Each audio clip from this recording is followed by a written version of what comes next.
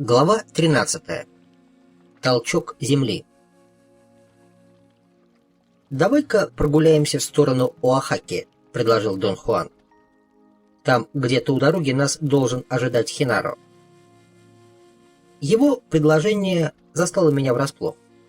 Весь день я ждал, что он продолжит свои объяснения. Выйдя из дома, мы долго неспешно шли по городу в сторону немощенной дороги и молчали. Неожиданно Дон Хуан заговорил. «Все время я рассказывал тебе о великих открытиях, сделанных видящими древности. Так вот, подобно тому, как они обнаружили, что органическая жизнь не единственная присутствующая на Земле форма жизни, они выяснили и то, что сама по себе Земля тоже является живым существом». Прежде чем продолжить, он с улыбкой выждал немного, как бы предлагая мне высказаться по поводу его заявления. Я не нашел, что сказать. Тогда он продолжил. Древние видящие увидели, что у Земли есть кокон. Они увидели, существует шар, внутри которого находится Земля. Этот шар – священный кокон, заключающий в себе эманации орла. Таким образом, Земля – гигантское живое существо, подверженное действию всех тех же самых законов, действию которых подвержены и мы. Как только древние талтеки об этом узнали, они сразу же принялись за поиски путей практического применения нового знания. В результате возникла одна из самых развитых категорий их магических практик – практика Земли. Талтеки считали Землю первоначальным источником того, что мы собою являем. И в этом они не ошибались. Земля действительно первый источник всего. Больше он не сказал ничего до тех пор, пока, пройдя вдоль дороги примерно милю, мы не встретили Хинару. Он ждал нас, сидя на придорожном камне. Очень тепло Хинара приветствовал меня и сказал, что нам предстоит взобраться на вершину одного из скалистых холмов, покрытых чахлой растительностью. «Мы, все втроем, сядем, прислонившись спиной к камню», — объяснил Дон Хуан, «и будем созерцать солнечный свет, отраженный от восточных гор. А когда солнце опустится за горы на западе, земля, возможно, позволит тебе увидеть настройку». Поднявшись на скалу, мы сели, прислонившись спинами к камню. Дон Хуан велел мне занять место между ним и Хинаро.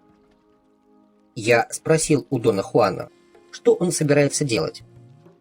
Его загадочные фразы, перемежавшиеся длительным молчанием, производили весьма многозначительное впечатление.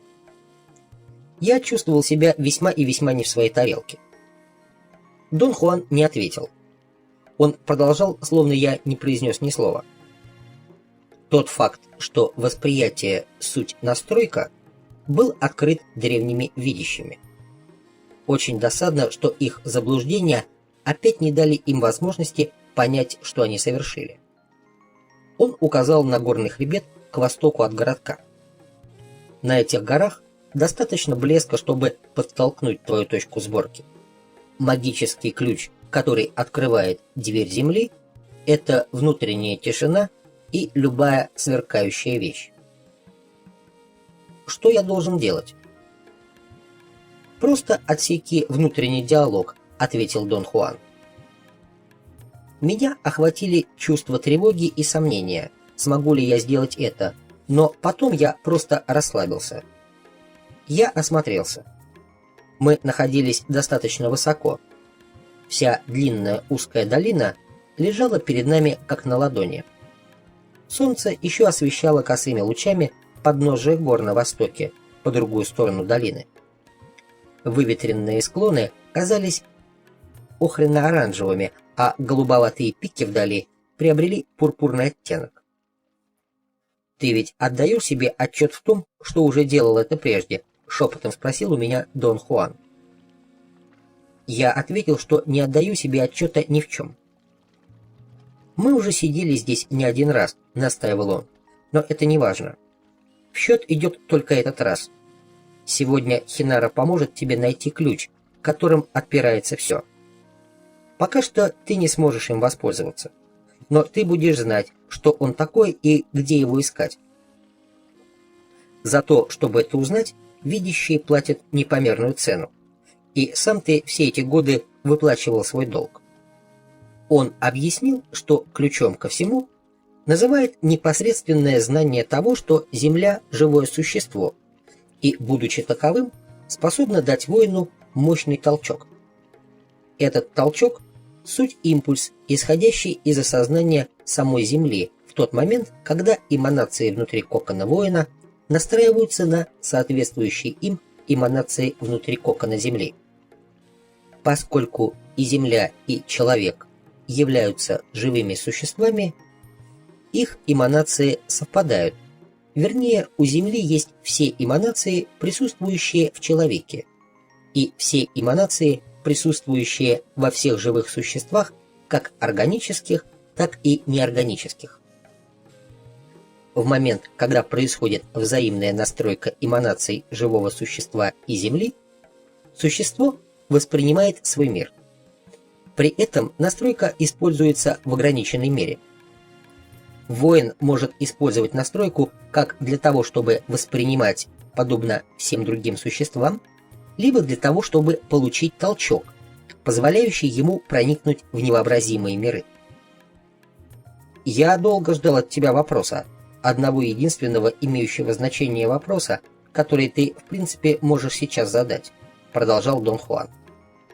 «Однако ты так его и не задал. Вместо этого ты зацепился за выяснение того, где же находится тайна бытия, вне нас или внутри. Впрочем, это уже не очень далеко от того, что я имею в виду. В действительности неизвестное не лежит внутри кокона человека, там, где находятся эманации, не задействованные осознанием. И в то же время, образно говоря, оно скрыто именно там. Это момент, который остался тебе непонятен. Когда я рассказывал тебе о 7 мирах, которые ты можешь собрать помимо известного мира обычной жизни, ты думал, что речь идет о вещах сугубо внутреннего характера. Все дело в твоей жесткой привязанности к убеждению, что все действия, через которые ты проходишь под нашим руководством, только игра твоего и нашего воображения. Поэтому-то тебе никогда не приходила в голову мысль задать мне вопрос, а существует ли неизвестное вообще? Годами я множество раз, указывая рукой на окружающий мир, говорил тебе, там неизвестное, но ты никогда не улавливал связи. Хинара засмеялся, потом закашлялся, встал на ноги и произнес, обращаясь к Дону Хуану. Он ее так и не уловил. Я признался в том, что если какая-то связь и существует, то я ее не вижу. Дон Хуан снова и снова твердил, что та часть эманаций, которая заключена внутри человеческого кокона, находится там только для того, чтобы обеспечить осознание. Само же осознание – суть соответствия некоторой части внутренних эманаций какой-то части эманаций внешних, то есть больших. Большими они называются, потому что они неизмеримо огромны. И сказать «непознаваемое находится вне кокона человека» – то же самое, что сказать «непознаваемое внутри кокона Земли». Однако внутри ее кокона присутствует также и неизвестное. Неизвестное же внутри человеческого кокона – суть эманации, нетронутые осознанием. Когда свечение осознания их затрагивает, они становятся активными и настраиваются на соответствующие им большие эманации. Как только это происходит, неизвестное делается объектом восприятия и превращается в известное. Я слишком туп, Дон Хуан. Ты бы разбил свое объяснение на части. Может, по кусочкам тебе удалось бы получше его для меня разжевать. Сейчас Хинара тебе все разжует, пообещал Дон Хуан. Хинара принялся ходить походкой силы, той самой, которую он использовал тогда на вспаханном поле возле своего дома, когда ходил вокруг большого плоского камня. В тот раз Дон Хуан увлеченно следил за его движениями. На этот раз он прошептал мне на ухо, что следует постараться услышать движение Хинаро, обращая особое внимание на звук, который сопровождает подъем бедер, когда они при каждом шаге касаются грудной клетки. Взгляд мой следовал за каждым движением Хинаро. Через несколько секунд я ощутил, что его ноги поймали какую-то часть меня. Движение его бедер не отпускало меня. Появилось такое ощущение, будто я иду вместе с ним. Я даже запыхался. Потом я осознал, что уже вовсе не сижу на прежнем месте, а действительно иду вслед за Хинаро. Дона Хуана я не видел. Хинаро все тем же странным образом шел впереди меня. Мы шли уже много часов подряд. От усталости у меня разболелась голова и неожиданно меня стошнило. Хинаро остановился, потом подошел ко мне и встал рядом. Все вокруг нас было залито ярким сиянием, свет которого отражался в чертах лица Хинаро. Глаза его светились. Вдруг в ушах моих зазвучал голос: «Не смотри на Хинаро, взгляни вокруг». Я подчинился. Я подумал, что попал в ад. Шок от того, что я увидел, был настолько силен, что я вскричал, ужаснувшись. Но не издал при этом ни звука. То, что я видел вокруг, как нельзя лучше соответствовало картине ада, запечатленной в моем сознании католическим воспитанием. Я видел красноватый мир, жаркий и гнетущий, темный, испещренный пустотами. В мире этом не было неба, и отсутствовал какой бы то ни было свет, кроме зловещих отражений красноватых огней, метавшихся вокруг с немыслимой быстротой. Хинаро двинулся дальше, и что-то потянуло меня за ним. Сила, заставлявшая меня двигаться вслед за Хинаро, не давала также и взглянуть вокруг. Все мое сознание было намертво приклеено к движениям Хинаро. Я увидел, как Хинаро рухнул на землю, словно окончательно обессилев. Вмиг, когда он всем телом коснулся земли и вытянулся, чтобы отдохнуть, что-то во мне обрело свободу, и я снова смог оглядеться. Дон Хуан с любопытством меня разглядывал. Я стоял прямо перед ним. Мы находились в том самом месте, где сидели с самого начала, на широком уступе невысокой скалистой горы. Хинаро сопел и отдувался, как, впрочем, и я. Весь я был покрыт потом, с волос капало. Одежда тоже вся промокла, как будто меня выкупали в речке. «Господи, да что же это такое?» — воскликнул я с выражением абсолютной серьезности и крайней озабоченности. Вопрос мой прозвучал настолько глупо, что Дон Хуан и Хинаро засмеялись. «Мы пытаемся сделать так, чтобы ты понял, что такое настройка», — ответил Хинаро. Дон Хуан аккуратно помог мне сесть.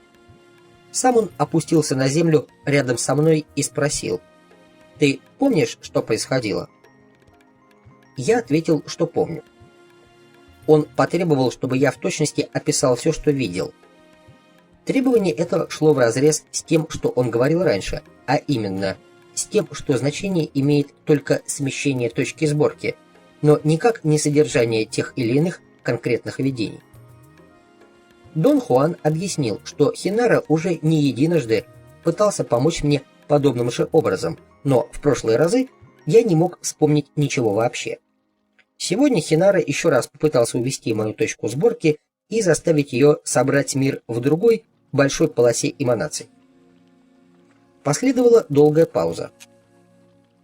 Я был оглушен и поражен, однако осознание мое было как никогда острым. Мне показалось, что я наконец-то понял, чем является настройка. Что-то внутри меня, задействованное мною неизвестно каким образом, наполнило меня уверенностью, что мне удалось постичь великую истину. «Похоже, ты начинаешь ускоряться», — сказал мне Дон Хуан. «Ладно, идем домой. Для одного раза достаточно». «Ну что ты», — возразил Хинаро. «Он сильнее быка. Нужно его еще немного подтолкнуть». «Нет, отрезал Дон Хуан. «Нужно беречь его силы. У него их не так уж много». Хенаро настаивал на том, чтобы мы остались. Он взглянул на меня и подмигнул. А потом, указывая на цепь гор на востоке, сказал: «Смотри, солнце прошло совсем немного, а ведь ты брел по аду много часов. Тебя это не впечатляет?» «Не пугай его без необходимости», — почти яростно запротестовал Дон Хуан. Тут-то я и увидел все их маневры. Голос видения сказал мне, что Дон Хуан и Хенаро — два великолепных сталкера, которые со мной играют. Именно Дон Хуан всегда толкал меня за пределы моих возможностей, однако роль погоняющего он предоставил играть Хенаро. И в тот день в доме Хенаро, когда я достиг опасной стадии истерического страха, и Хенаро спрашивал у Дона Хуана, стоит ли толкать меня дальше, а Дон Хуан уверял меня, что Хенаро надо мной потешается. Хенаро действительно за меня волновался. То, что я увидел, настолько потрясло меня, что я рассмеялся, и Дон Хуан и Хенаро взглянули на меня с удивлением. Потом Дон Хуан, похоже, мгновенно понял, что происходит у меня в уме. Он сказал об этом Хенаро, и оба они засмеялись совсем как дети. «Растешь», — сказал мне Дон Хуан. «Все в свое время. Ты не слишком глуп, но и не блистаешь. Совсем как я. Правда, заблуждения твои от моих отличаются. В этом ты больше похож на Нагваля Хулиана, за исключением того, что тот был просто великолепен». Дон Хуан встал и потянулся, бросив на меня самый пронзительный и яростный взгляд, какой я видел в своей жизни. Я тоже поднялся. «Никто не должен знать о том, что в действительности делает Нагваль», — сказал он, обращаясь ко мне. «Нагваль приходит и уходит, не оставляя следов. Именно эта свобода делает его Нагвалем». Мгновенно сверкнув, глаза его подернулись дымкой мягкости, доброты и человечности, снова став глазами Дона Хуана. Я почти потерял равновесие, едва не падая в обморок. Хенаро подскочил ко мне и помог мне сесть. Оба они сели по бокам. «Ты поймаешь толчок земли», — прошептал мне в одно ухо Дон Хуан. «Думай о глазах Нагваля», — шептал в другое Хенаро. «Толчок земли придет в тот самый миг, когда ты увидишь сверкание на вершине вон той горы», — сказал Дон Хуан и указал на самый высокий пик восточного хребта. «Ты больше никогда не увидишь глаза Нагваля», — шепнул Хенаро. «Отправляйся с толчком туда, куда он тебя унесет», — сказал Дон Хуан. «Если ты будешь думать о глазах Нагваля, ты осознаешь, что медаль имеет две стороны», — прошептал Хенаро. Я хотел думать о том, что оба они говорили, но мысли мне не подчинялись. Что-то давило на меня. Я чувствовал, что сжимаюсь. Я ощутил приступ тошноты. Я видел, как вечерние тени быстро поднимаются по склонам гор на востоке. Я чувствовал, что словно бегу за тенями. «Ну, вперед», — сказал Хенаро мне на ухо. «Следи за большим пиком, смотри на сверкание», — сказал с другой стороны Дон Хуан. Там, куда указывал Дон Хуан, на вершине самого высокого пика восточного хребта действительно появилась сверкающая точка. Я смотрел, как она отражает последние лучи заходящего солнца. Под ложечкой образовалась пустота, словно я несся вниз по американской горке. Затем я скорее почувствовал, чем услышал гул далекого землетрясения. Он неожиданно охватил меня. Сейсмические волны были настолько огромны и производили такой грохот, что утратили для меня всякое значение. Сам же я был никчемным микробом, которого все это крутило и вертело. Постепенно свистопляска замедлилась. Последовал еще один мощный толчок, после чего наступила остановка. Я попытался осмотреться. У меня не было точки опоры и не было начала отсчета. Я словно рос из чего-то подобного дереву. Надо мной был белый, сияющий непостижимых размеров купол. Его существование вдохновило меня. Я полетел к нему, вернее, был выброшен как снаряд. Я испытывал ощущение комфорта, ухоженности, безопасности. Чем ближе я поднимался к куполу, тем чувства эти становились более интенсивными. Наконец, они переполнили меня, и я утратил всякое самоощущение. Следующим, что я помню, было ощущение парения. Я покачивался в воздухе, словно падающий лист. Я чувствовал, что бесконечно устал. Неведомая засасывающая сила куда-то тянула меня. Пройдя сквозь темную дыру, я оказался рядом с Доном Хуаном и Хенаро. На следующий день мы с Доном Хуаном и Хенаро отправились в Оахаку. Вечером, когда Дон Хуан и я прогуливались по главной площади, он неожиданно завел разговор о том, что мы проделали в предыдущий день. Дон Хуан поинтересовался, понял ли я, что он имел в виду, говоря о колоссальной находке древних видящих. Я ответил, что понимаю, но облечь это понимание в слова не умею. «А как ты думаешь, а ради чего мы поднимались вчера на вершину той горы? Что ты должен был там найти? Самое главное?» «Настройку», — произнес голос у самого моего уха, в то же мгновение, когда слово это сорвалось с моих уст. Я рефлекторно обернулся и нос к носу столкнулся с Хенаро, который шел за мной след в след. Быстрота, с которой я обернулся, была для него неожиданностью. Он усмехнулся, а затем обнял меня. Мы присели на скамейку. Дон Хуан сказал, что сказать о том толчке, который я получил вчера от земли, ему, в общем-то, почти нечего. В подобных случаях воин всегда остается один на один с самим собой. Истинное же понимание приходит гораздо позже, спустя годы борьбы. Я сказал Дону Хуану, что сложности, связанные с пониманием в моем случае, значительно увеличиваются еще и из-за того, что они с Хенаро делают всю работу. Я же все время остаюсь лишь пассивным объектом, способным лишь реагировать на их действия. Ведь я никогда не знаю ни того, каким должно быть адекватное действие с моей стороны, ни даже того, с какого конца к нему подступиться. «Все совершенно верно», — согласился Дон Хуан. «Но ведь никто не сказал, что ты должен это знать. Ты останешься здесь один, и тебе придется пересмотреть и реорганизовать в самом себе все, что мы сейчас с тобой проделываем. Перед такой задачей рано или поздно оказывается каждый Нагваль. Нагваль Хулиан сделал то же самое со мной, но гораздо безжалостнее, чем мы поступаем с тобой. Он знал, что делает, поскольку был блестящим Нагвалем. Ведь чтобы реорганизовать все, оставленное ему Нагвалем Илиасом, самому ему потребовалось всего несколько лет. Он практически не тратил времени на многие вещи, которые у тебя или у меня заняли бы всю жизнь. Разница в том, что Нагвалю Хулиану потребовался лишь незначительный намек, а дальше за дело бралось его осознание, которое и открывало единственную имеющуюся дверь. Что ты имеешь в виду, говоря о единственной двери, Дон Хуан?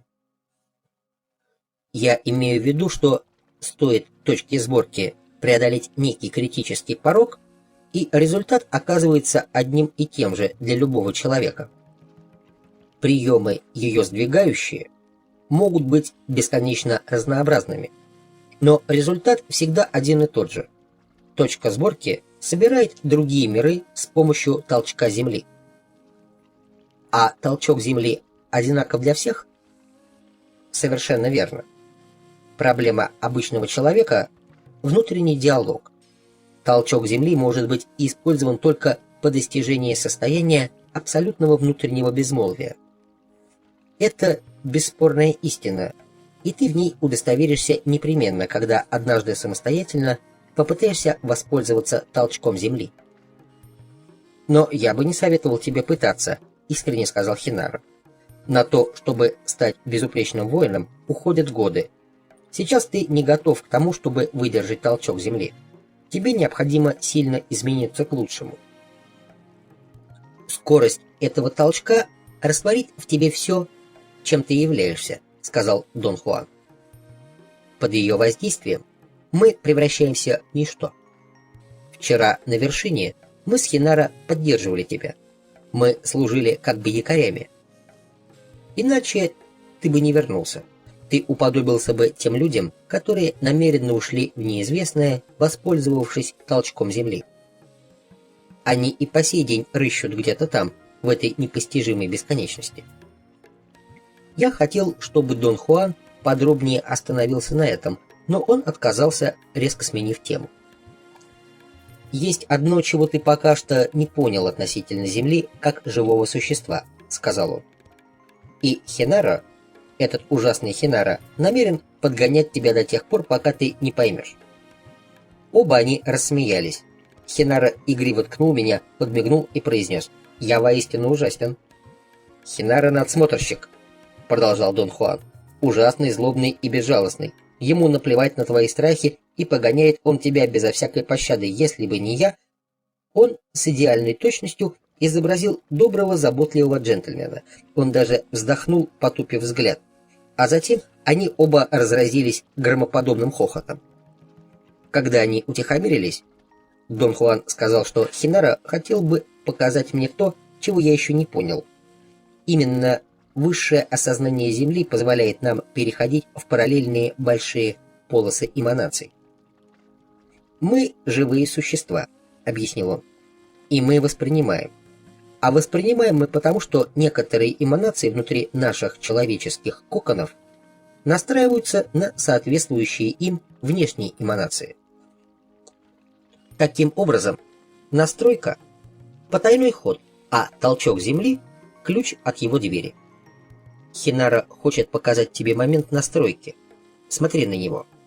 Хинара встал и поклонился, как фокусник в цирке. Потом он показал, что ни в руках, ни в штанах ничего не прячет. Он даже снял туфли и потряс их, показывая, что в них тоже нет ничего.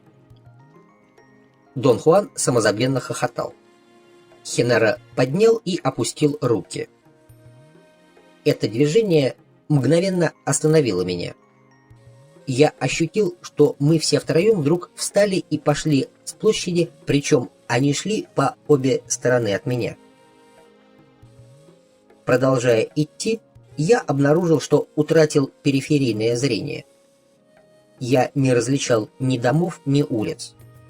Я не видел также ни гор, ни растительности. В какой-то момент я осознал, что потерял из виду Дона Хуана и Хинара. Вместо них рядом со мной покачивались два светящихся пучка чего-то. Меня мгновенно охватила паника, с которой я тут же справился.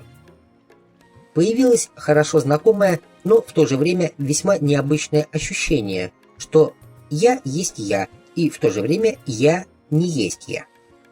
Я осознавал окружающее с помощью какой-то незнакомой и одновременно хорошо известной мне способности. Я вспоминал сразу весь мир. Я видел всем своим существом все то, что в нормальном состоянии осознания я называл бы своим телом, было способно воспринимать. Оно словно превратилось в один гигантский глаз, который видел все. Первое, что я обнаружил сразу же после того, как увидел два сгустка света, был острый фиолетово-пурпурный мир, составленный чем-то похожим на цветные панели и навесы. Плоские экраноподобные панели неправильных концентрических окружностей заполнили все вокруг. Я ощутил огромное давление, сжимавшее меня со всех сторон, а затем услышал голос. Я видел. Голос объяснил, что давление обусловлено тем, что я двигаюсь. Я двигался вместе с Доном Хуаном и Хинаро. Я ощутил слабый толчок, словно прорвался бумажный барьер.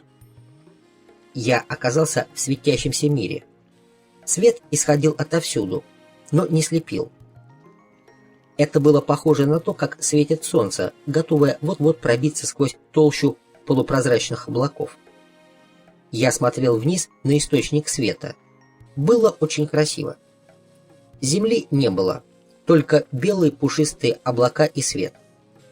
И мы шли по этим облакам. Затем я снова оказался у чего-то в плену. Я двигался с той же скоростью, что и сгустки света по обе стороны от меня.